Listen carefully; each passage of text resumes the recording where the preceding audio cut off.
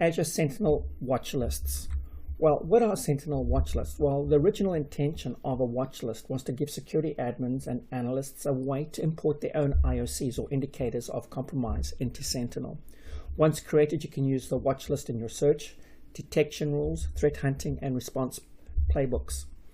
File uploads are currently limited to 3.8 megabytes in size, and of course Log Analytics has a 5-minute SLA data ingestion. So if you delete or recreate a watch list, you might see both the deleted and the recreated entry in your data analytics pane during this 5-minute window. So give it 5 minutes, then hit refresh, and you'll find that you should see the correct entries there, or the deletion of that list, the one you wanted to delete, would actually have been gone. But again, bear in mind there is a 5-minute ingestion delay when working with Log Analytics.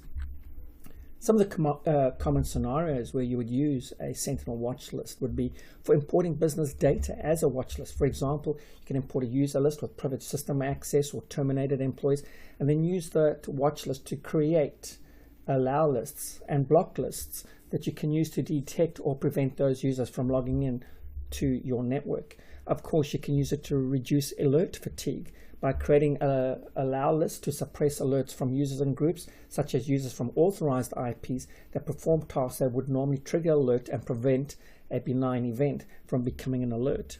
Of course, other issues are former employees, lost or stolen data, critical assets, exceptions, and VIPs. So you can customize these lists to really suit your needs, as well as enhance your enrichment with Azure Sentinel data security, and of course help you better to monitor and track what is an alert and what is not an alert. So in our custom lab, we are going to deploy a custom CSV watch list into Sentinel, and then we're going to go ahead and update that watch list. So I'd like to thank you for viewing, and I look forward to seeing you in the lab. Welcome to this lab, creating a watch list in Sentinel. As you can see, I've gone ahead, I've logged into the portal, I've clicked on my workspace, and I'm now in Microsoft Sentinel. I've gone down to configuration and I've clicked on watch lists in the menu. I'm going to go ahead and click new. I'm going to just paste a name in for my watch list. I'm going to call this pen testing IP addresses, and I'm going to do the same there. I could go ahead and put a name in there if I wanted to. I'm going to go click next on source, and you can see here we can use from Azure Storage. However, if you use from Azure Storage, there will be a cost. You can upload your own local file, and you can see it needs to be a CSV file. So again, you can say a number of headings if you wanted to. I'm just going to leave it at 0.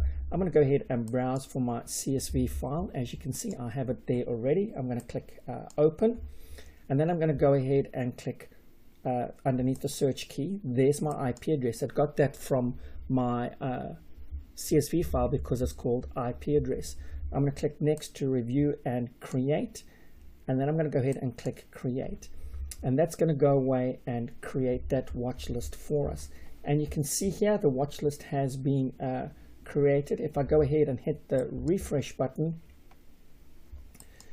you'll see now my watch list is appearing here, and we just give it a few minutes to populate its data through, and we can go through and have a look at that list. Again, if I clicked on this watch list, it doesn't do much, it just highlights it, but I need it highlighted if I want to go ahead and update this watch list. And that's pretty easy. We click in here to highlight it, and then we click update watch list, we click edit watch list items, and then we go ahead, and you can see these are all my current IP addresses. So I'm going to say new. I'm going to put in the Google DNS IP address, which is 8.8.8.8. And then I'm going to go ahead and click save, and that will update those safe IP addresses for me in my watch list. Again, I can go ahead and hit refresh just to make sure that it has updated, and I can navigate back to my watch list, and you can see that's pretty much all there is to it. There's not much around it.